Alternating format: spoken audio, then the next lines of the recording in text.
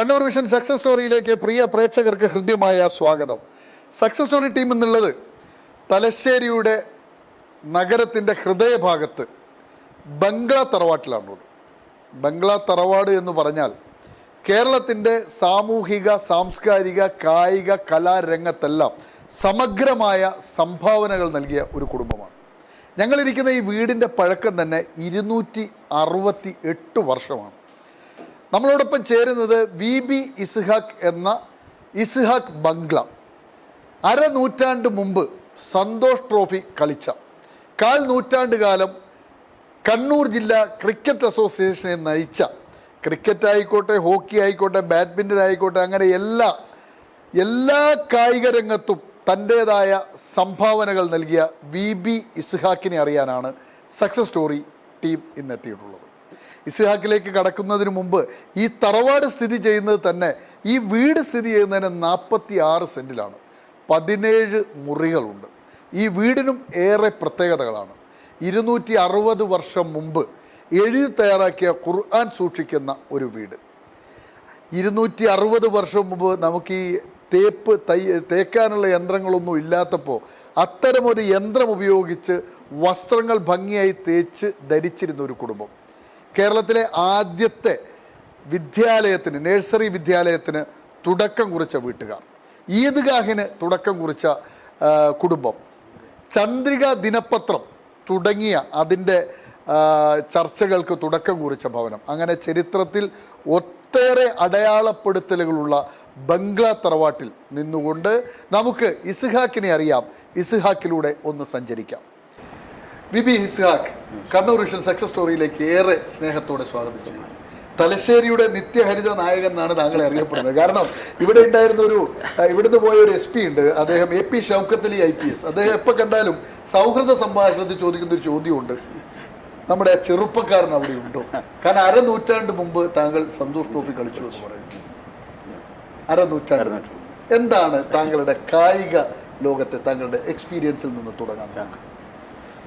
നമ്മളെ സംബന്ധിച്ചുള്ള ഈ തറവാട് തന്നെ കായിക, എല്ലാവരും ഫാദറും അങ്കിളും. എന്താണ് പിതാവിന്റെ പേര്? പിതാവിന്റെ പേര് മൂസ എന്ന് പറയുന്നത്. മൂസ എന്താണ് ചെയ്തിരുന്നത്? പിതാവ് ടാറ്റയിലെ മാനേജറായിരുന്നു. ടാറ്റ കമ്പനിയിലെ മാനേജർ. എവിടെയായിരുന്നു? കൽക്കത്തയിലായിരുന്നു? അല്ല, എറണാകുളം, കേരള. കേരളയുടെ മാനേജറായിരുന്നു. മൂപ്പര് ഓൾറൗണ്ടറാണ്. പിന്നെ ടെന്നീസിൽ വെസ്റ്റ് കോസ്റ്റ് ചാമ്പ്യനാണ്. West coast champion. അതായത് അന്ന് രാമകൃഷ്ണൻ, നമ്മുടെ രാമനാഥ് കൃഷ്ണൻ്റെ ഒക്കെ ഫാദറായിട്ട് അവരോട് കൂടെയൊക്കെ കളിച്ച ഈസ്റ്റ് കോസ്റ്റ് അങ്ങനെയുള്ള എല്ലാ ടൂർണമെൻറ്റിനും ഇപ്പോൾ ടെന്നീസ് കളിക്കുകയായിരുന്നു. പിന്നെ ഫുട്ബോൾ കളിക്കുകയായിരുന്നു. ഫാദർ നല്ലൊരു ക്രിക്കറ്റ് പ്ലെയറാണ്. ടെന്നീസ് ഉണ്ട്. പിന്നെ എന്തൊക്കെയാ പിതാവ്? ഫുട്ബോൾ കളിക്കുന്നു. അപ്പോൾ ബാക്കിയെല്ലാം നമ്മളെ പോലെ തന്നെ ഒരു തലശ്ശേരിയെ സംബന്ധിച്ചോളം ഒരു ഇത് എന്താണെന്ന് വെച്ചാൽ അതെവിടെയും കാണില്ല. എല്ലാവരും ഓൾറൗണ്ടേഴ്സ് ആണ്. ബാസ്കറ്റ് കളിക്കും, ഫുട്ബോൾ കളിക്കും, ഹോക്കി കളിക്കും, എല്ലാം ഒരുമിച്ച്. അതുകൊണ്ടാണല്ലോ സന്തോഷ് ട്രോഫി താരമായിരുന്ന താങ്കൾ ക്രിക്കറ്റ് അസോസിയേഷൻ 1/4 നൂറ്റാണ്ട് കാലം നയിച്ചത്. മാതാവ് കുഞ്ഞിപ്പാത്ത്. എവിടെയാണ്? ഇവിടെ തന്നെ തറവാട്. നിങ്ങൾ എത്ര മക്കളാണ്? നമ്മൾ 5 പേരാണ്. 5 പേരാണ്. 2 പെങ്ങന്മാരും 3 ബ്രദേഴ്സും. 2 ബ്രദേഴ്സും മരണപ്പെട്ടു. ബ്രദേഴ്സ് ഇപ്പം അടുത്ത് മരണപ്പെട്ടു. 2 പേരും മരണപ്പെട്ടു. താങ്കളുടെ ചെറുപ്പകാലം പഠനം BMB സ്കൂൾ. അതിനുശേഷം പിന്നെ എറണാകുളത്ത് പോയി. ഞാൻ പ്രൈവറ്റായിട്ടാണ് ഇത് ചെയ്തത്. പക്ഷേ 69 ഞാൻ FACT തന്നെ കൊണ്ടുപോയി. FACT-കാർ കൊണ്ടുപോയി എന്നെ കളിക്കാൻ വേണ്ടി. 10 വർഷം. പിന്നെ സന്തോഷ് ട്രോഫിക്ക് കളിച്ചു. ഇന്ത്യയിൽ ഏതൊക്കെ സ്റ്റേറ്റിൽ കളിച്ചു? കൽക്കത്ത മുതൽ ഇന്ത്യയിൽ ഒരുവിധ എല്ലാ സൗത്ത് നോർത്ത് ക്ലബ്ബുകൾക്ക് കളിച്ചത്. തലശ്ശേരിയിൽ കളിച്ചത് ആദ്യം യുണൈറ്റഡ് അത്ലറ്റിക് ക്ലബ്ബ്, പിന്നെ rovers club, Kannur brothers club, silver star, അങ്ങനെ എല്ലാ ക്ലബ്ബുകൾക്കും വേണ്ടിയിട്ട് കളിച്ചു. എല്ലാ ക്ലബ്ബുകളും കളിച്ചു. ഈ ജൂലൈ 9-ന് 76 ഇയേഴ്സ് ആയി. 76 വയസ്സ്. കണ്ടാൽ 40ന്റെ ചുറുചുറുക്ക്. പഠനകാലം കഴിഞ്ഞിട്ടാണോ ഈ കളിയിലേക്ക്? അല്ല, ഇത് SLC കഴിഞ്ഞ ഉടനെ തന്നെ അന്ന് ഈ പ്ലേയേഴ്സിന് ഭയങ്കര റിക്രൂട്ട്മെൻ്റ് ഒക്കെ ചെയ്യുന്ന സമയത്ത് തന്നെ FACT പ്രീമിയർ ടൈസും എല്ലാം അങ്ങനെ അവിടെ കൊണ്ടുപോയി. അവിടെ മറ്റേ ഫാക്ടറിൻ്റെ ഇതിൽ ചേർന്ന് പ്രൈവറ്റായിട്ട് കുറച്ച് പഠിച്ചു. അങ്ങനെ നല്ല അപ്പൊ അവരാണ് പിന്നെ അവരുടെ വരെയാണ് FACT വേണ്ടി FACT കളിച്ചതല്ല. FACT ജോലി കിട്ടിയിട്ട് പോയതാണ്. പിന്നെ ഞാൻ 78 വളണ്ടറി റിട്ടയർമെന്റിൽ ദുബൈയിലേക്ക് പോയി. ദുബായിൽ എന്താ ചെയ്തത്? റിട്ടയർമെന്റ് എടുക്കാൻ കാരണം FACT ജോലി എന്നെല്ലാം പറഞ്ഞ സ്വപ്നം കാണാൻ പറ്റാത്തതായിരുന്നു സംഭവമാണ്. ഗൾഫിൽ പോവാന്ന് വെച്ചാൽ വലിയൊരു ക്രേസ് ആയിരുന്നു എല്ലാവർക്കും. അങ്ങനെ ഏത് ഇയറിലാണ് ഗൾഫിലേക്ക് പോകുന്നത്? ഞാൻ 78 പോയത്.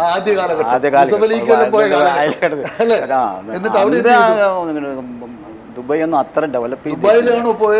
ദുബായ് തന്നെ ജബലാലിലായിരുന്നു എന്റെ കമ്പനി. ജബലാലിൽ ബ്രിട്ടീഷ് സ്മെൽട്ടർ എന്ന് പറഞ്ഞിട്ട് ഒരു എഞ്ചിനീയറിംഗ് സെക്ഷനാണ്. അത് നമുക്ക് കൺസ്ട്രക്ഷൻ കമ്പനിയിൽ അതിന്റെ മെറ്റീരിയൽ കൺട്രോളർ എന്ന് പറഞ്ഞിട്ടുള്ള പോസ്റ്റിലായിരുന്നു. അതിനുശേഷം പിന്നെ 3 years അവിടെ ചെയ്തു. 10 years ക്യാപ്റ്റൻ കൂടിയായിരുന്നു. ഒരു കേരളത്തിലെ ഒരുവിധം ടൂർണമെന്റിലെല്ലാം ഞങ്ങൾ ചാമ്പ്യൻസ് ആയിട്ട് ഒന്നിക്ക് റണ്ണറപ്പ് എന്തായാലും ആവും, അല്ലെങ്കിൽ ചാമ്പ്യൻസ് ആയിട്ട് അങ്ങനെ നാഗജ് മുതൽ തിരുവനന്തപുരം മുതൽ കണ്ണൂർ വരെയുള്ള എല്ലാ ഓൾ ഇന്ത്യ ടൂർണമെന്റിലും പങ്കെടുത്തു. ദുബായിൽ പോയിട്ട് അവിടെ കളിക്കാൻ പറ്റുമായിരുന്നു? ഇല്ല, അവിടെ കളിക്കാൻ പറ്റും. എത്ര വർഷം ദുബായിൽ? 3 years ഉണ്ടായിട്ടുള്ളൂ. പിന്നെ തിരിച്ചു പിന്നെ 2005 പോയിട്ട് ഒരു 2 years വന്നപ്പോൾക്ക് ആൻറ്റിജൻ ഇവിടെ സുഖമില്ലാതെ വന്നപ്പോൾ നാട്ടിലേക്ക് തിരിച്ചു വന്ന് ഇവിടെ ബംഗ്ലാ ഏജൻസിയിൽ മെയിൻ റോഡിൽ ബിസിനസ്സുകാരൻ എന്ന് പറഞ്ഞാൽ ആദ്യഘട്ടത്തിൽ FACT വേണ്ടി കളിക്കുന്നു, സന്തോഷ് ട്രോഫിക്ക് വേണ്ടി പിന്നെ വരുന്നു, അതിനുശേഷം ബിസിനസ്സുകാരനായി മാറുന്നു. അതിനിടയിൽ ഈ ക്രിക്കറ്റ് അസോസിയേഷൻ്റെ ക്രിക്കറ്റ് അസോസിയേഷൻ അബ്ദുള്ള എന്ന് പറഞ്ഞ സെക്രട്ടറി ആയിരുന്നു മുമ്പ്, സൈബൂസ് അബ്ദുള്ളക്ക. അപ്പോൾ 86 മറ്റേ അയാൾ മരണപ്പെടുകയായിരുന്നു. അപ്പോൾ അന്ന് നമ്മളെ ജസ്റ്റിസ് AK ബഷീറായിരുന്നു പ്രസിഡന്റ്. ബഷീർ എന്നെ നിർബന്ധിച്ചിട്ട് എന്തായാലും നീ ഈ പോസ്റ്റ് ഏറ്റെടുക്കണം എന്ന് പറഞ്ഞിട്ട് ഇത് എന്നെ ഏൽപ്പിക്കുകയായിരുന്നു, നിർബന്ധിച്ച് ഏൽപ്പിക്കുക. 87 ഞാൻ ചാർജ് എടുക്കുന്നത്. അപ്പോൾ അന്ന് എന്ന് വെച്ചാൽ വളരെ കഷ്ടപ്പെട്ടിട്ടാണ് ഈ ക്രിക്കറ്റ് അസോസിയേഷനിൽ നടത്തിയ അങ്ങേര് കൊണ്ടുപോയത്. അങ്ങേർക്ക് 5000 രൂപ ഡെപ്പോസിറ്റ് ആയിരുന്നു ഞാൻ ഏറ്റെടുക്കുന്ന സമയത്ത്. അന്ന് ഈ അമ്പേഴ്സിനൊക്കെ 3 രൂപയൊക്കെയാണ് അമ്പയറിങ് ചാർജ്. അതൊക്കെ അന്ന് കഷ്ടപ്പെട്ടു. ഇന്ന് ഇത്ത പോലെ ഒന്നുമല്ലല്ലോ. ഇന്ന് ഒരു രഞ്ജി ട്രോഫി കളിച്ച ഒരു പ്ലെയർക്ക് ഒരു 30 lakhs കിട്ടുന്നുണ്ട്. അന്നത് 30 lakhs ഇപ്പോൾ കിട്ടും. പിന്നെന്താ അപ്പോൾ അന്നത്തെ ഈ നമ്മളെ ഞാൻ എൻ്റെ കാലഘട്ടത്തിലൊന്നും അവർക്കൊന്നും പൈസ ഒന്നും ഉണ്ടായിട്ടില്ല. 3rd ക്ലാസ്സിലൊക്കെ പോകും ഇതങ്ങനെ അങ്ങനെയൊക്കെ. പിന്നെ ഏറ്റവും അധികം രഞ്ജി ട്രോഫി നടത്തിയത് കൂടെ കണ്ണൂർ ജില്ലയിലായിരുന്നു. അന്ന് ഞാൻ തന്നെ എൻ്റെ കീഴിൽ മാത്രമേ ഈ രഞ്ജി ട്രോഫി ഇവിടെ നടന്നിട്ടുള്ളൂ എന്നാണ്. അതൊരു നിങ്ങളുടെ കാലഘട്ടത്തിൽ മാത്രം നടന്നത് രഞ്ജി ട്രോഫി. സിറാജുള്ള സമയത്ത് ഒരു 8 ഉണ്ട്, അന്നൊന്നും നടന്നില്ല. പിന്നെ ഇപ്പോഴും രഞ്ജി ട്രോഫി 2015 ലാസ്റ്റ് ഞാനുള്ളത് നടന്നു. പിന്നെ അതിനുശേഷം രഞ്ജി ട്രോഫി നടന്നിട്ടില്ല, നടക്കാനുള്ള സാധ്യതയില്ല. കാരണം എന്താണെന്ന് വെച്ചാൽ ഇപ്പോഴത്തെ നോംസ് പ്രകാരം എല്ലാം 5 star ഫെസിലിറ്റീസ് വേണേ, എന്നാലും മാത്രമേ ഇവിടെ ഈവൺ അണ്ടർ 16 പേര് അങ്ങനെ പോകുന്നാണ് പറയുന്നത്. അപ്പോൾ അതുകൊണ്ട് തലശ്ശേരിയിൽ രഞ്ജി ട്രോഫി വന്നിട്ട് ആരെയും കുറ്റപ്പെടുത്താൻ പറ്റില്ല. കാരണം വെച്ചാൽ നോംസിൻ്റെ പ്രശ്നമാണ്. പശ്ചാത്തല സൗകര്യം കൊണ്ടാണ് 5 star ഒക്കെ ഫെസിലിറ്റീസ് ഉണ്ടെങ്കിൽ മാച്ചസ് വരാനുള്ള സാധ്യതയുണ്ട്. പഴയ തലശ്ശേരി ക്രിക്കറ്റ് സ്റ്റേഡിയത്തിലാണോ? അല്ല, ഒരു പിന്നെ എല്ലാവരും പുതിയ സ്റ്റേഡിയത്തിലും നടത്തി. ലാസ്റ്റ് 2015 വരെ അവിടെ നടത്തിയിട്ടുണ്ട്. 2015 വരെ നടത്തിയിട്ടുണ്ട്. ഏറ്റവും ആസ്വദിച്ച കളികൾ ഏതാണ്? ക്രിക്കറ്റ്, ഫുട്ബോളാണോ, ബാസ്കറ്റ്ബോൾ ആണോ? അല്ല, അത് ഫുട്ബോൾ തന്നെ. ഫുട്ബോൾ ഒരു ഹരമായിരുന്നു. എങ്ങനെയാണ് ഫുട്ബോളിലേക്ക് എത്തിപ്പെട്ടത്? ഫുട്ബോളിൽ എടുത്തിട്ട് നമ്മളെ ഫാദറെ പാരമ്പര്യം എന്ന് പറഞ്ഞാൽ ഇവിടുന്ന് ഇങ്ങനെ ഞാൻ മാത്രമേ, ബാക്കി എല്ലാവരും ക്രിക്കറ്റേഴ്സ് ആയിരുന്നു. ഫുട്ബോൾ ഞാൻ സ്കൂൾ BMBയിൽ പഠിക്കുന്നവരാണ്. BMBക്ക് ആദ്യമായിട്ടും അവസാനമായിട്ടും 68 ചാമ്പ്യൻഷിപ്പ് ആക്കിയത് ഞാൻ മാത്രമാണ്. എൻ്റെ ക്യാപ്റ്റൻസിൽ മാത്രമാണ് ചാമ്പ്യൻസ് ആയത്. അതിനുശേഷം അവിടെ BMBയിൽ ഒരു ചാമ്പ്യൻഷിപ്പിൽ ഫുട്ബോൾ ടീമും ഇല്ല. അന്നെന്ന് വെച്ചാൽ കണ്ണൂർ ജില്ലാ വിദ്യാഭ്യാസ ഇതായിരുന്നു. ജില്ല മുഴുവൻ സെൻറ്റ് മൈക്കിൾസ്, മുനിസിപ്പൽ അങ്ങനെയുള്ള പ്രഗത്ഭരായ ടീമാണ്. അന്ന് എല്ലാവരും ഒരു ഇത് ഭയങ്കര ജയന്റ്മാരാണ്, എല്ലാ ഹൈറ്റ് വെയിറ്റുള്ള ആൾക്കാരാണ്. അപ്പോൾ ഇതിന്റെ ഈ ക്രിക്കറ്റ് അസോസിയേഷന്റെ നൂറ്റാണ്ട് കാലത്തെ പ്രധാനമായ നേട്ടങ്ങൾ എന്തൊക്കെയാണ് താങ്കളുടെ? രഞ്ജി ട്രോഫി ഒരു ഇതാണ്. പിന്നെ ഓൾ ഇന്ത്യ BCCIന്റെ ഒരുവിധം മാച്ചസ് ഒക്കെ ഇവിടെ നടത്തിയിട്ടുണ്ട്. അണ്ടർ 16 മുതൽ അണ്ടർ 23, 25 എല്ലാ മാച്ചസും ക്രിക്കറ്റിന്റെ 200ാം വാർഷികം കൊണ്ടുപോയിട്ട് 2000 അത് സിറാജുള്ള സമയത്തായിരുന്നു. അത് PV സിറാജുദ്ദീൻ ശ്രീലങ്ക വേഴ്സസ് മറ്റേ റാണത്ത് യുവൻ്റത്ത്, അത് ഈ നമ്മുടെ തലശ്ശേരി തലശ്ശേരി ക്രിക്കറ്റ് സ്റ്റേഡിയത്തിലായിരുന്നു. അതതിന്റെ JK മഹേന്ദ്രയായിരുന്നു അന്ന് പ്രസിഡന്റ്. ക്രിക്കറ്റ് അസോസിയേഷൻ പ്രസിഡന്റ് അന്ന് JK ആണ് അതിന്റെ. JK ഒരു നല്ല ഓർഗനൈസറാണ്. കളിക്കളത്തിലെ അനുഭവങ്ങളൊക്കെ എങ്ങനെയാണ്? കളിക്കളത്തിലെ അനുഭവം എന്ന് പറഞ്ഞാൽ സമ്പന്നതയുടെ തേരോട്ടമാണ് എല്ലാ കാലഘട്ടത്തിൽ. ദാരിദ്ര്യമാണെങ്കിലും അതിനെ ഒരു ആസ്വദിച്ച ഇപ്പോഴതല്ല, ഇപ്പോഴെല്ലാം പൈസയുടെ മേലെയായി എല്ലാ കളികളും. ഫുട്ബോൾ പണമല്ല, ഫണ്ട് നമ്മുടെ കയ്യിൽ നിന്ന് കാശ് എടുത്തിട്ടാണ് കളിച്ചോണ്ടിരുന്നത്. ഇപ്പൊ അവർക്ക് അങ്ങോട്ട് കാശ് കൊടുക്കണം, എന്നാലും അത്ര എല്ലാ കളികളിലും ഇതായിട്ടുണ്ട്. അങ്ങനെയായി കായിക ലോകമായിട്ടുള്ള ഒരു ബന്ധം. ബംഗ്ലാദേശിലുള്ള എല്ലാവരും ക്രിക്കറ്റേഴ്സ് ആയിരുന്നു. എൻ്റെ അങ്കിള് നല്ല ബോളറായിരുന്നു, പിന്നെ അവർ ഫാദർ, പിന്നെ 2 രഞ്ജി പ്ലേയേഴ്സ് ഇവിടെ ഉണ്ട്, മറ്റേ നിസാറും റയീസും ഫാമിലി ഇവിടെ 2 രഞ്ജി താരങ്ങൾ. എൻ്റെ അങ്കിളുടെ മക്കളാണ് രഞ്ജി പ്ലേയേഴ്സ് ആയിരുന്നു. ഒന്ന് കസ്റ്റംസ് സൂപ്രണ്ടായിട്ട് റിട്ടയർ ചെയ്ത്, മറ്റൊന്ന് നിസാർ എന്ന് പറഞ്ഞാൽ പ്രീമെറ്റേഴ്സ്, അവനിപ്പോൾ ഇവിടെ ഉണ്ട്. അപ്പൊ ക്രിക്കറ്റിന് ഒത്തിരി താരങ്ങളെയും സംഭാവന.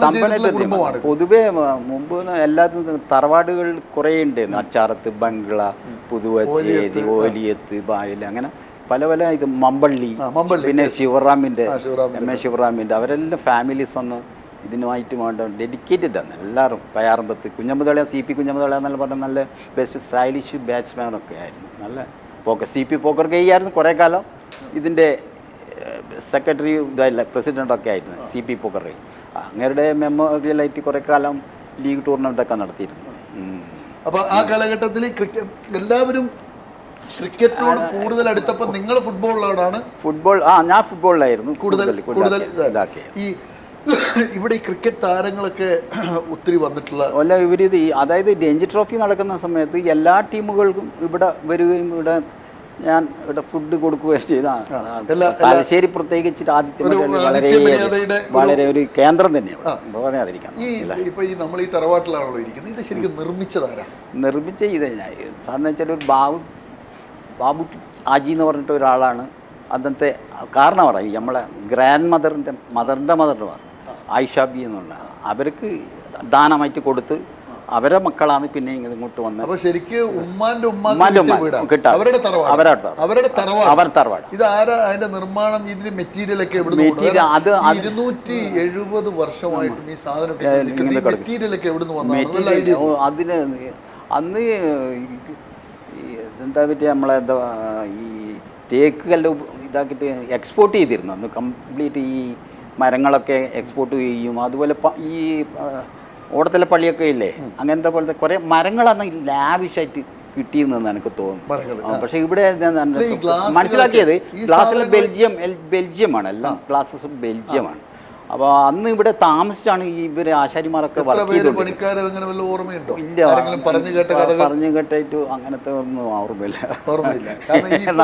നമ്മൾ നേരത്തെ പറഞ്ഞല്ലോ ഈ നാട്ടിലെ ഈ പഴയകാല തറവാടുകൾ ഏകദേശം എല്ലാം പൊളിച്ചു. എത്ര ഏക്കർ സ്ഥലത്തായിരിക്കും ഇതിപ്പോ ഈ വീട് 40 സെന്റാണ്. ഇത് വീട് മാത്രം ശരിക്കും 183 ഏകദേശം ഉണ്ടായിരുന്നു.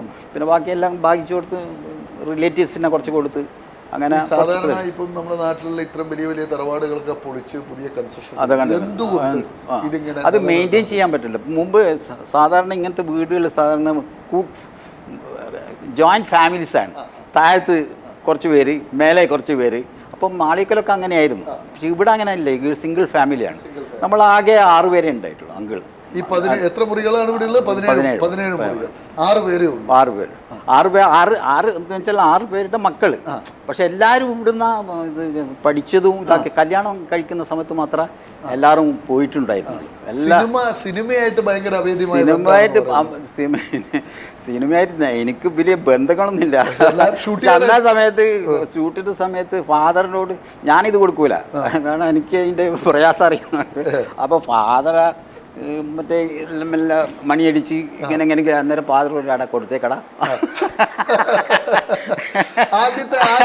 അത് ദൈവനാമത്തിലാണ് ആദ്യത്തെ ഫിലിം.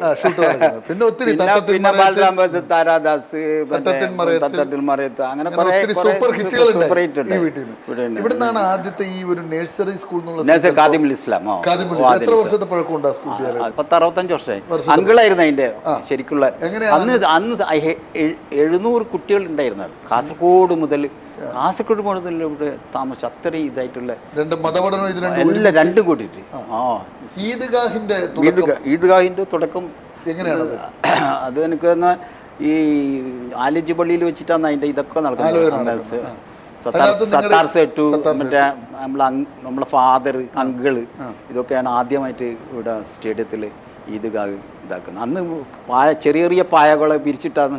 പിന്നെ ഓല കൊണ്ട് പന്തലൊക്കെ കെട്ടി അങ്ങനെയൊക്കെയായിരുന്നു ആ കാലഘട്ടത്തിൽ ഇത് നടന്നിരുന്നത്. പിന്നെ പണ്ട് ഈ മതസൗഹാർദ്ദത്തിനൊക്കെ വലിയ പ്രാധാന്യം. എങ്ങനെയാ അതിന്റെയൊക്കെ ഓർമ്മകളെന്ന് വെച്ചാൽ, ഫാദറുള്ള സമയത്ത് ഈ ശബരിമലക്ക് നടന്നിട്ട് പോകുന്ന ആൾക്കാരുണ്ടാവുമല്ലോ. നടന്നിട്ട് പോകുന്ന ആൾക്കാർ അപ്പോൾ വരുന്ന വഴിക്ക് ഇവിടെ വിശ്രമിച്ച് താഴത്ത് അവിടുന്ന് മുറ്റത്തുനിന്ന് മറ്റേ പാചകമൊക്കെ ചെയ്ത് വിശ്രമിച്ച് അങ്ങനെ കാൽനടയായിട്ട് ഇവിടുന്ന് പോവുമായിരുന്നു. ഇതിന്റെ ഇവിടെ ഇതിന്റെ ഒരു നവീകരണം ഏതെങ്കിലും കാലഘട്ടത്തിൽ നടന്നു? നവീകരണം ഒന്നും ചെയ്തില്ല. ആദ്യം ഉണ്ടായിരുന്നു. കാരണം മുമ്പ് എന്ന് പറഞ്ഞാൽ ഈ ഇതിന്റെ ഓടുകളുണ്ടല്ലോ, മറ്റേ ചെറിയ ചെറിയ ഓടുകളുണ്ട്, ചീപ്പ് ഓടുകൾ അതാണ് ഉണ്ടായിരുന്നത്. പിന്നെ ഞങ്ങൾ ഈ കോമൺവെൽത്തിൽ നിന്ന് ഡബിൾ പാത്തി ഓട് കൊണ്ടുവന്നിട്ട് 10,000 ഓടാണ് കൊണ്ടുവന്നിട്ട് 10,000 ടൈൽസ് കൊണ്ടായിട്ടാണ് ഇത് മേലെല്ലാം ഇതാക്കി കഴിഞ്ഞത്. പിന്നെ വേറെ അങ്ങനെ ഒന്ന് പുറത്ത് കുറേ അധികം ഉണ്ടായിരുന്നു. കുറച്ച് ഭാഗം ഡെമോളിഷ് ചെയ്ത്. കാരണം എന്ന് വെച്ചാൽ അന്ന് ഈ ടോയ്ലറ്റിൽ പോകണമെങ്കിൽ കുറേ ദൂരം പോകണം, ഡിസ്റ്റൻസ്. അപ്പോൾ മേലിൽ താഴത്ത് മേലിലുണ്ട്. അപ്പോൾ സ്കാവഞ്ചസ് ഇല്ലേ, തോട്ടികളുണ്ടാവല്ലോ, അത് അവരെടുത്ത് കൊണ്ടുപോകും, എന്നിട്ട് ഇതാക്കും. അങ്ങനെയൊക്കെ ആയിരുന്നു ആകായിരുന്നു. പിന്നെ ഈ മതികടൊക്കെ ഇട്ടിട്ട പോലും അന്ന് ഈ അറ്റാച്ച്ഡ് ബാത്റൂം ഒന്നും ഇല്ലല്ലോ. അന്ന് വളരെയധികം ഇതിന് ഹൈജീനിക് ആയിരുന്നു, വളരെ ഹൈജീനിക് ആയിരുന്നു. ഇതിനോടനുബന്ധിച്ച് ഒന്നും ഉണ്ടാവില്ല. ആ ടോയ്ലറ്റിലേക്ക് പ്രത്യേക മെതിയടിയാ. മെതിയടിയത് ഇപ്പൊ അതിന്റെ ആ റൂമിലുണ്ട്. മെതിയടിയുണ്ട്. അങ്കിൾ ഉപയോഗിച്ചതാ. നിങ്ങൾ ആ കാലഘട്ടത്തിൽ ഈ അയൺ സംവിധാനമല്ല, അന്നത്തെ ഈ ഇലക്ട്രിക് ഒന്നും ഇല്ല സമയത്ത് ഒരു ഇപ്പൊ കാണിച്ചു തരാം. ഒരു സ്ക്രൂ അർമാളെന്നാ പറയാ. അൽമേര. അപ്പൊ അതില് 4-5 തുണികൾ ഒരുമിച്ച് വെച്ചു, പ്രസ് ചെയ്ത് കഴിഞ്ഞാൽ 2 ദിവസം കഴിഞ്ഞാൽ നല്ല വേറെ റിങ്കിൾസ് വെച്ചിട്ടാല് റിങ്കിൾസ് ഒന്നും ഉണ്ടാവില്ല. അത് അങ്കിളൊക്കെ അതാ ഉപയോഗിച്ചോണ്ടിരുന്ന. ഈ കളി നിങ്ങളത് നിങ്ങളെ കായിക ലോകത്തുനിന്ന് പെട്ടെന്ന് മടങ്ങിപ്പോയാൽ ശരിയാവില്ല. നിങ്ങൾ ഈ എത്ര കാലമായി കളി നിർത്തിയിട്ട്? കളി നിർത്തിയിട്ട് ഞാൻ ഇല്ല. പിന്നെ അതിന് ശേഷം പിന്നെ ഈ നമ്മൾ ചുമ്മാ കളിക്കാമെന്നല്ലാതെ കണ്ണൂർ ബ്രദേഴ്സിന് വേണ്ടിയിട്ട് കുറേ ഇത് കളിച്ചു. ലീഗ് ടോപ്പർ ബാക്ക് ആയിരുന്നു.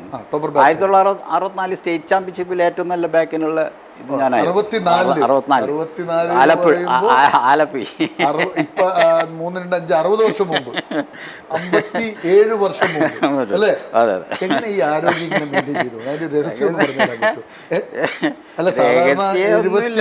നമ്മളെ ഏറ്റവും കൂടുതൽ നല്ല ഭക്ഷണവും മറ്റേ ഈ നമ്മൾ ചിട്ടയോട് കൂടി പോയാൽ ചിട്ട അല്ല, ഞാൻ ഭക്ഷണം വളരെ കുറവാണ്. നമ്മൾ ഒരു രാവിലെ ഒരു ചപ്പാത്തി, രാത്രി ഒരു ചപ്പാത്തി, രാത്രി സ്വബയ്ക്ക് എഴുന്നേക്കും. നമസ്കാരം ചായ കുടിച്ച് ചായ ആകെ 2 ചായ കുടിക്കുള്ളൂ കേട്ടോ. പിന്നെ ഇവിടുന്ന് പിന്നെ പുറത്തൊന്നും വലിയ ഇങ്ങനെ ഭക്ഷണം കഴിക്കാറില്ല. എല്ലാം വീട്ടിൽ നിന്ന് 77 ഇങ്ങനെ യുവത്വം തുളുമ്പി നിൽക്കുന്ന അതുകൊണ്ടാണ്. എപ്പോഴും ഇങ്ങനെ ചിരിച്ചിട്ടാണ് ഉണ്ടായത്. ഈ പെരുന്നാൾ നമസ്കാരം കഴിഞ്ഞ് നിങ്ങളെ സുഹൃത്തുക്കളൊക്കെ ഒത്തുകൂടുന്ന പരിപാടി അത് നമ്മളെ അങ്കിള് തുടങ്ങി വെച്ചത്. എന്താണ് പരിപാടി? അതെന്ന് വെച്ചാൽ അല്ലെങ്കിലും പെരുന്നാൾ നമസ്കാരം എന്നല്ല, അങ്കിളിപ്പോ രാവിലെ സുബഹിക്ക് പള്ളിയിൽ പോകും. അപ്പൊ ഇനി എന്തെങ്കിലും സ്ട്രേഞ്ചേഴ്സ് വരുമല്ലോ പള്ളിയിൽ, അപ്പൊ അവരൊക്കെ കൂട്ടി ഇവിടെ കൊണ്ടുവന്ന് ചായയൊക്കെ കൊടുത്ത് അങ്ങനെ മൂപ്പർക്ക് ഭയങ്കര സുഹൃത്ബന്ധം. ചെറിയ കുട്ടികൾ മുതൽ വലിയ ആൾക്കാർ വരെ ഒരേ ഇതിൽ നല്ല. ഇപ്പൊ നമ്മളിവിടെ ഇരിക്കുന്ന ഈ സാധനങ്ങളുണ്ട്, ഈ കാണുന്നതൊക്കെ നൂറ്റാണ്ടുകളുടെ പഴക്കമുള്ള സാധനങ്ങളൊക്കെ. ഇതൊക്കെ എവിടുന്ന് ബാക്കിൽ കാണുന്ന കുറച്ച് ഇത് കണ്ടില്ലേ, അതൊക്കെ അങ്കിൾ വരച്ചതാണ്. നല്ലൊരു ആർട്ടിസ്റ്റാണ്. എത്ര വർഷം പഴക്കമുള്ളത്? അത് എനിക്ക് തോന്നുന്നു ഞാൻ ജനിക്കുന്നതിന് മുമ്പ് ഏതായാലും മുമ്പ് ബ്രണ്ണൻ കോളേജിൽ ആദ്യമായിട്ട് മറ്റേ ഈ NGO ഇതെല്ലാം AKGന്റെ കൂടെ ഒക്കെ സമരമൊക്കെ നടത്തിയതാണ്. പിന്നെ പിന്നെ ഈ ഭയങ്കര ബോൾഡ് ആള്. പിന്നെ മുമ്പ് ഏതൊരു മിനിസ്റ്റർ വന്നേരം സ്റ്റേഡിയത്തിൽ പോയിട്ട് കറുപ്പ് മാലിട്ട് കൊടുത്തിട്ട് എന്തിന്റെ ഒരു കാര്യത്തിന് വേണ്ടിട്ടാ അത്രയും ബോൾഡ് ആയിട്ട് ഷൂട്ട് മീ എന്നെല്ലാം പറഞ്ഞതാ. അത്തരം ഒരാളാണ്.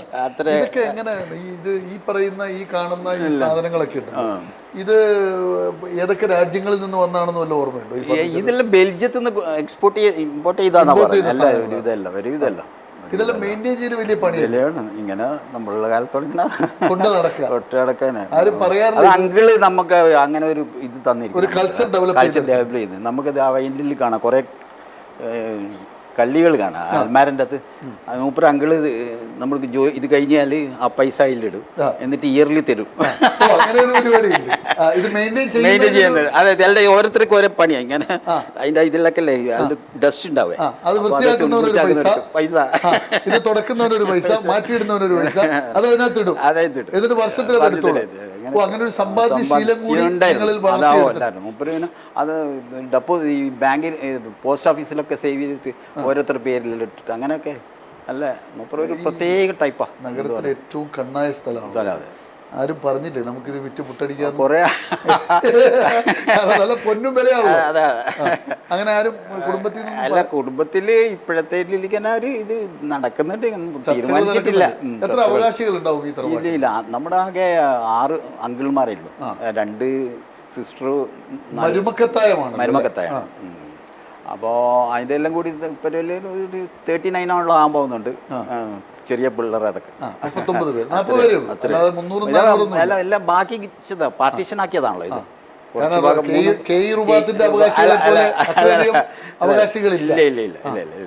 പഴയകാല ഓർമ്മകളില് ഈ ഇവിടെ ഈ ചന്ദ്രിക പോലുള്ള പത്രങ്ങളുടെയൊക്കെ തുടക്കം ആണെന്നൊക്കെ പറയുന്നു.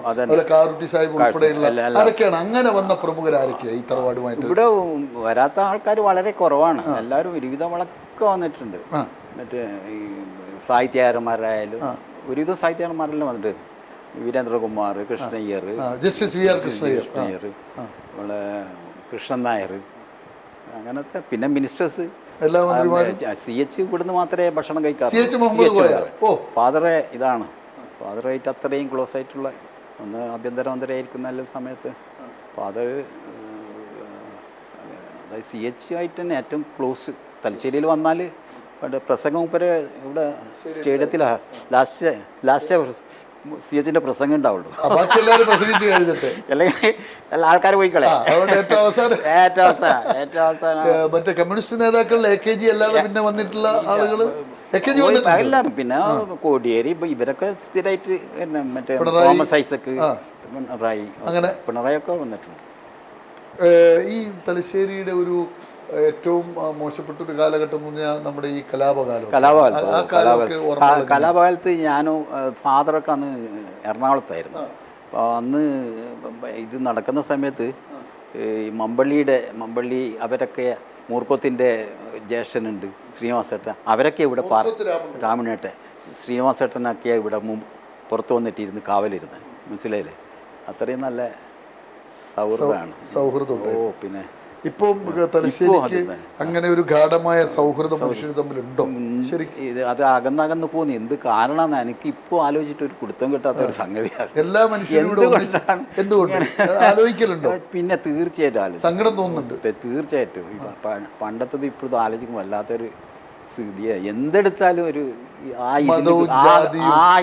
ഇതിൽ കൂടി മാത്രമേ കാണുന്നുള്ളൂ. എന്തെന്നാ പറയണ്ടേ, ഒന്നുമില്ല വസതി. ഇതെല്ലാം ഒരു പൊളിറ്റിക്കൽ ഇതെന്ന് മാത്രമേ ഉള്ളൂ. അല്ലാണ്ട് അതാ ഞാൻ ആലോചിക്കും, എന്തിനാ അകലെന്ന് ചോദിക്കും. എന്തിനു വേണ്ടി എന്നുള്ള ഒരു ക്വസ്റ്റ്യൻ എപ്പോ കിടക്കണ്ടേ. വല്ലാത്തൊരു സിറ്റുവേഷൻ ആയിപ്പോ ഇപ്പോഴത്തെ. മോശമാണല്ലോ, വളരെ മോശമാണ്. ജനങ്ങൾ തന്നെ സ്വന്തം ചിന്തിച്ച് മാറേണ്ട കാര്യം കഴിഞ്ഞിരിക്കുന്നു. ഈ പൊളിറ്റീഷ്യൻ്റെ ഇതിൽ പെടരുതെന്നാണ് എൻ്റെ അഭിപ്രായം. അവർ പറയുന്ന അവരേതായ സീറ്റ് ഉറപ്പിക്കാൻ ഇതാക്കാൻ വേണ്ടിയിട്ടുള്ള എല്ലാ ഒരുവിധം പാർട്ടികളെല്ലാം അങ്ങനെ തന്നെ. പക്ഷേ എന്നാലും ഇത് ഈ ഇത് വർഗീയമായിട്ട് ചിന്തിക്കുന്നതാണ് ഈ വളരെ ആപത്തായിട്ട് മാറിക്കൊണ്ടിരിക്കുന്നത്.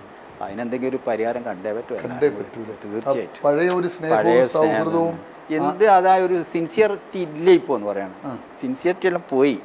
ഇത് എല്ലാം കൊണ്ടും ഈ തലശ്ശേരി സ്റ്റേഡിയം, മുനിസിപ്പൽ സ്റ്റേഡിയം ആയിട്ടുള്ള താങ്കളുടെ ഒരു ബന്ധം എങ്ങനെയാണ്? താങ്കൾ എപ്പോഴാണ് അവിടെ ആദ്യമായി കളിക്കാൻ ഇറങ്ങിയത്? ആ കാലഘട്ടം ഞങ്ങളൊക്കെ എത്ര അതായത് സ്കൂൾ പഠിക്കുന്ന സമയത്തേ ഉണ്ടായിരുന്നല്ലോ. അപ്പൊ ഈ ക്രിക്കറ്റ് സ്റ്റേഡിയമായിട്ടുള്ള ബന്ധം ആദ്യ കാലത്തിൽ എങ്ങനെയായിരുന്നു അവിടുത്തെ കളികളൊക്കെ നിങ്ങളുടെ ഓർമ്മയിൽ? നമ്മുടെ ഓർമ്മയിൽ ഇവിടെ ചുറ്റുപാട് 5 സ്കൂളില്ലേ, ആ 5 സ്കൂളുകളും ആ സ്റ്റേഡിയം ആണ് ഉപയോഗിച്ചിരുന്നത്. അവിടെ നിന്നാണ് നമ്മളെ പോലുള്ള സ്റ്റേറ്റ് താരങ്ങൾ വരെ ഉണ്ടായത്. ഹോക്കിയും ക്രിക്കറ്റും ഫുട്ബോളും ബാസ്കറ്റ് ബോളും എല്ലാം. ഇപ്പോൾ അത് ഒരു ഏകദേശം 7.5 വർഷമായിട്ട് മുടങ്ങി കിടക്കുക. ജസ്റ്റ് നവാസ് അത് ഒരു തലമുറയാണ് നമുക്ക് നഷ്ടപ്പെട്ടു പോയത്. അതിനി ഒരിക്കലും നമുക്ക് തിരിച്ചിട്ടില്ല. അത് പോയി കഴിഞ്ഞു. ഈ ഇനിയുള്ള കാലഘട്ടത്തിൽ ഈ കുട്ടികളൊക്കെ എവിടുന്ന് കളിക്കും? അതാണ് അതിൻ്റെ പ്രശ്നം. ഇവിടെ കളിസ്ഥലം ഇല്ലല്ലോ. ഇതെല്ലാം എല്ലാവർക്കും ഒരു പബ്ലിക്കായിട്ടുള്ള സ്റ്റേഡിയം. എല്ലാ കളികളും നടന്നിരുന്നല്ലോ. ക്രിക്കറ്റ്, ഫുട്ബോൾ, ക്രിക്കറ്റ് എല്ലാം നടന്നിട്ട്. ടെന്നീസ്, ബാസ്കറ്റ് ബോൾ കളിച്ചാൽ 4 മണിയാകുമ്പോൾക്ക് 5 മണിയാകുമ്പോൾക്ക് അവരെ തന്നെ വന്നിട്ട് ഫുട്ബോൾ കളിക്കും. അത് കഴിഞ്ഞ് ചിലർക്ക് ഹോക്കി കളിക്കാൻ പോകും, ക്രിക്കറ്റ് കളിക്കും. 2 നെറ്റ്സ് ഉണ്ടായിരുന്നു. അന്ന് ഏറ്റവും പഴക്കം ചെന്ന ടൗൺ ക്രിക്കറ്റ് ക്ലബ്ബായിരുന്നു. അവർക്ക് നെറ്റ് ഉണ്ടായിരുന്നു. പിന്നെ ഒന്നുണ്ട് ബ്രണ്ണൻ കോളേജിനുണ്ടായിരുന്നു. മറ്റ് ക്ലബ്ബുകൾക്കൊന്നും സാമ്പത്തികമായിട്ട് വളരെ മോശമായിരുന്നല്ലോ അന്ന്. സത്യം മാഷ എന്ന അതിൻ്റെ ഫിസിക്കലി ഡയറക്ടർ. അപ്പോൾ ആ കെയർ ഓഫിൽ ഈ ബ്രണ്ണൻ കോളേജിൻ്റെ നെറ്റിലാണ് ഒരുവിധം ക്ലബ്ബൊക്കെ പ്രാക്ടീസ് ചെയ്തിട്ടുണ്ട്, ബ്രദേഴ്സ് ക്ലബിൻ്റെ. അങ്ങനെ ഇപ്പോഴെന്ന് വെച്ചാൽ കുട്ടികൾക്ക് പ്രാക്ടീസ് ചെയ്യാനുള്ള സ്ഥലമില്ല. അതുകൊണ്ടാണ് ഈ കുട്ടികൾ ഈ ഡ്രഗ്സിനും മറ്റും അടിമയായിട്ട് പോകുന്നത്. പോയില്ല. അവരെങ്ങനെ സമയം സ്പെൻഡ് ചെയ്യണ്ടേ എവിടെയെങ്കിലും? ഇപ്പോൾ കളിയിലായാലും ഇതിൽ നിന്ന് കുറേ മാറി നിൽക്കാൻ പറ്റുമല്ലോ. അതൊക്കെ നഷ്ടപ്പെട്ടു. ഈ ക്രിക്കറ്റ് സ്റ്റേഡിയത്തിൽ ഇപ്പോൾ എന്താ, ഈ തലശ്ശേരി മുനിസിപ്പൽ സ്റ്റേഡിയത്തിൽ ഇപ്പോൾ എന്ത് കളികൾക്കാണ് സൗകര്യം? ഒന്നിനും സൗകര്യമില്ല എന്ന് പറയണേ. ഇപ്പോൾ അത്ലറ്റിക്സിന് വെച്ചിട്ട് ബാക്കി ഒന്നിനും ഒരു സൗകര്യമില്ല. സ്പെസിഫിക്കേഷൻ ശരിയില്ലല്ലോ. ഈവൺ മറ്റേ സെവൻസിന് പോലും മതിയാവില്ല എന്ന് എനിക്ക് തോന്നുന്നു. അപ്പോൾ ഈയിടെ ഓൾ ഇന്ത്യ വിമൻസ് ടൂർണമെൻറ്റ് ഇവിടെ വന്ന് ഫീഫൻ്റെ ആൾക്കാർ വന്നിട്ട് നോക്കിയപ്പോഴും പറഞ്ഞു ഇത് പറ്റില്ല എന്ന് പറഞ്ഞിട്ടാണ് ഇത് കൂത്തുറമ്പിലേക്ക് അത് ഷിഫ്റ്റ് ചെയ്ത്. മനസ്സിലല്ലേ? അപ്പോൾ നമുക്കിനി അങ്ങനത്തെ ഓൾ ഇന്ത്യ ടൂർണമെൻറ്റ് നടത്താനുള്ള ഒരു ഇത് ഇവിടെ ഇല്ല എന്ന് പറയാം. ഇല്ല, ഇതിങ്ങനെ ചുമ്മാ ഇപ്പോൾ ഉള്ള സമയത്തെല്ലാം ഈ ടെന്നീസ് ബോൾ നടക്കുക. എനിക്ക് തോന്നുന്നു ഇത്രയും പൈസ മുടക്കിയിട്ട് ഒരു ടെന്നീസിന് വേണ്ടി മാത്രമായിപ്പോയോ സംശയിക്കേണ്ടിയിരിക്കുന്നു. വേറെ ഒരു കളി നടക്കുന്നില്ലല്ലോ. ആസൂത്രണം ഇല്ലാതായത് എന്തുകൊണ്ടാണ്? ഈ സ്റ്റേഡിയത്തിന്റെ നിർമ്മാണം വന്നപ്പോൾ ശരിക്കും നമ്മളെ സ്പോർട്സുകാരൊന്നും ശരിക്കും ഇൻവോൾവ് ചെയ്തില്ല എന്നാണ് എൻ്റെ ശരിക്കുള്ള എൻ്റെ കായിക രംഗവുമായി ഇതെല്ലാം ചെയ്യുന്നത്. നമ്മുടെ ഒരു അഭിപ്രായപ്പെട്ടിരുന്നു. ഈ മറ്റേ ഈ ഗൂണ്ടർട്ടുണ്ടല്ലോ, ഗൂണ്ടർട്ടിൻ്റെ അതുവരെ വൈഡൻ ചെയ്താൽ ഏകദേശം നമുക്ക് ഹോക്കി ഒരേ സമയത്ത് കളിക്കാം, ഫുട്ബോളും ഒരേ സമയത്ത് കളിക്കായിരുന്നു. ഇപ്പോൾ രണ്ടും കളിക്കാത്ത വിധത്തിലായിപ്പോയി. എന്ത് പല സങ്കടം ഉണ്ടട്ടെ. ഇത്രയും ക്രോഴ്സ് ചിലവാക്കിയിട്ട് നമുക്കൊരു സ്റ്റേഡിയം നഷ്ടപ്പെടുകയും ചെയ്തു. അതേസമയത്ത് ഒരു ജനറേഷനും നഷ്ടപ്പെട്ടു.